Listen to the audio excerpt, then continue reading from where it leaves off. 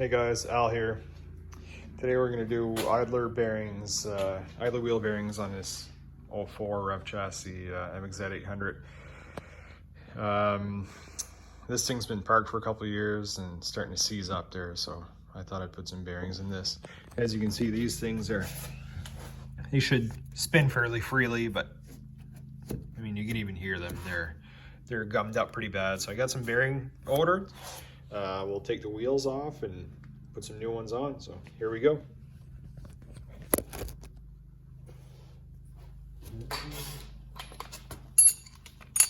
Nut on the backside here, so 13 on the backside. Impact drill because I'm too lazy to use my ratchet. Wheel comes off. Nut, bolt, big washer. I like to put them together. Set them aside. Your wheel comes off. You can see the bearings pretty bad in there, rough shape. Keep in mind there's a spacer back here. Don't lose it. I'll just leave it on there for now. And let's take it to the bench and get working on this wheel. Hey, so we're back. We're at the bench here now. It's easy. As I expected, this thing's pretty well seized, right? So we're going to take the C-clip out from the back. So this is the front of the wheel. Back of the wheel, you'll have a C-clip holding it in. This is a plastic wheel, metal bearing, metal C-clip. Usually plastic and metal doesn't seize up. What I'm going to use here is a pair of needle nose pliers that I ground down to a tip so I can take it out. I know I should be using the C-clip pliers, but I don't have any and I wanted to get this done, so that's what I'm going to do. So I'm going to squeeze the plier. Remember, wear safety glasses to do this. The spring, as you just seen, the C-clip is spring loaded, so it might go flying. And I'm using a long flat blade screwdriver to go and get the C-clip out. It's a plastic housing, so it's a bit tricky sometimes, but it's really not that bad. So as you'll see, I'll get the screwdriver in there, pop it out and up. See how I walked it out? And I'll just grab my pliers and just like magic, it comes out. So very easy. I wasn't giving it a huge amount of force there and just walked itself out. The C-clip's in really nice shape. Now, as you see, the bearing is now ready to come out. I'm going to go and take a 27mm socket and hit on the inside of the bearing here, and it should push it out. A lot of people say you should use a press for this, but this is plastic, super flexible, super soft, so it's hardly any resistance. So I'll just use, just go here to the table, and I'll punch it out.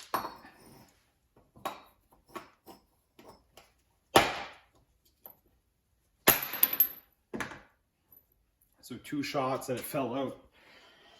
As I said, it's pretty easy. So as I hit here, it pushed it through. Bearing fell out of the backside, and voila. I'm going to clean up the inside here. As you see, it's full of rust from the old bearing. Clean all that out real good. And make sure it's all nice and clean so you don't contaminate your new bearing. It's still pretty dirty. You want to give your new bearing a fighting chance, right? These things spin quite a bit. So you want to help them as much as you can. So I'm not going to throw away my old bearing yet. I'll show you why. The new bearing here, it's I bought a box of bearings. I bought 10 of them off the internet. It's a lot cheaper than using the replacement wheel or getting some even directly from BRP. Just doing these bearings here will save me a ton of money, especially that I have 6 to do. So plastic, metal, plastic's very soft.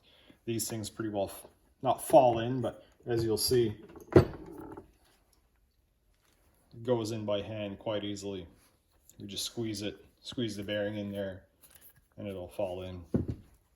Now, as you see, you can't put the C-clip in just yet, as the bearing's not seated. As you see, there's still a gap in front here. All right. Still can't put the C-clip in. If I try to put it in, you know, you're jamming up. You're not. There's no room for it yet. That's where the old bearing comes back into play.